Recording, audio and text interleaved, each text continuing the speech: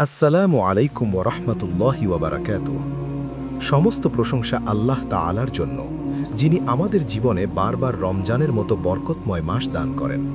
দরুদ ও সালাম বর্ষিত হোক মানবতার শ্রেষ্ঠ পথপ্রদর্শক মুহাম্মদ সাল্লাল্লাহু আলাইহি ওয়াসাল্লামের প্রতি।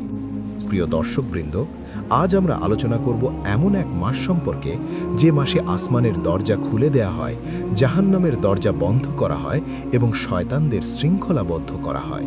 এই মাস রমজান। প্রথম অধ্যায়, হাদিসের মূল বর্ণনা। সাহাবী আবু হুরাইরা রাদিয়াল্লাহু আনহু থেকে বর্ণিত, রাসূলুল্লাহ সাল্লাল্লাহু আলাইহি ওয়াসাল্লাম বলেছেন, যখন রমজান মাস আগমন করে তখন আসমানের দরজাসমূহ খুলে দেয়া হয়, জাহান্নামের দরজাসমূহ বন্ধ করা হয় এবং শয়তানগুলো শৃঙ্খলাবদ্ধ করা হয়। সহিহ বুখারী ও সহিহ মুসলিম। অন্য বর্ণনায় এসেছে, রমজানের প্রথম রাতে শয়তান ও অবাধ্য জিনদের বন্দী করা হয়, জাহান্নামের সব দরজা বন্ধ করা হয়, জান্নাতের সব দরজা খুলে দেয়া হয়। একজন ঘোষক ঘোষণা করেন, হে কল্যাণের অনুসন্ধানকারী, অগ্রসর হও, হে মন্দের অনুসন্ধানকারী, থেমে যাও। দ্বিতীয় অধ্যায়, এই হাদিসগুলোর অর্থ ও ব্যাখ্যা। জান্নাতের দরজা খোলার অর্থ, এটি শুধু রূপক নয়, বরং প্রকৃত অর্থেই দরজা খোলা হয়।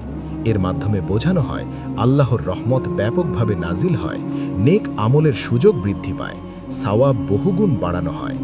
আল্লাহ তাআলা বলেন, চিরস্থায়ী জান্নাত যার দরজাসমূহ থাকবে তাদের জন্য উন্মুক্ত।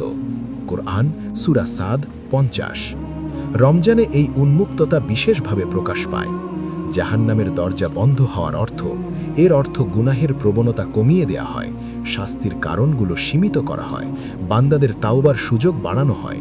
সূরা আজ-জুমারে আল্লাহ বলেন, অবশেষে যখন তারা জাহান্নামের কাছে পৌঁছবে তখন তার দরজাগুলো খুলে দেয়া হবে, অর্থাৎ দরজা খোলা ও বন্ধ হওয়া বাস্তব বিষয়। তৃতীয় অধ্যায়, লাইলাতুল কদরের ফজিলত। রাসূলুল্লাহ সাল্লাল্লাহু আলাইহি ওয়াসাল্লাম বলেছেন, এই মাসে এমন একটি রাত রয়েছে যা হাজার মাস থেকে উত্তম। যে ব্যক্তি এর কল্যাণ থেকে বঞ্চিত হল, সে প্রকৃতই বঞ্চিত।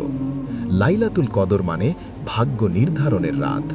এই এক রাতের ইবাদত ৮৩ বছরের বেশি ইবাদতের সমান। চতুর্থ অধ্যায়, জাহান্নাম থেকে মুক্তি। হাদিসে এসেছে, প্রতিদিন ও প্রতি রাতে আল্লাহ কিছু বান্দাকে জাহান্নাম থেকে মুক্তি দেন।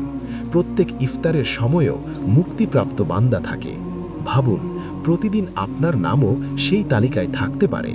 পঞ্চম অধ্যায়, আমাদের করণীয়। ১. সাউম হিফাজত করা। শুধু ক্ষুধা তৃষ্ণা নয়, চোখ, কান, জিহ্বা, হৃদয় সব কিছুর রোজা রাখতে হবে। ২. গীবত, চগলখড়ি, মিথ্যা বর্জন, এসব সাওমের সওয়াব নষ্ট করে। ৩. বেশি বেশি দোয়া করা, কারণ রোজাদারের দোয়া কবুল হয়। ৪. কোরআন তেলাওয়াত, রমজান কোরআনের মাস। ৫. তাওবা করা, এই মাসই ফিরে আসার সেরা সময়।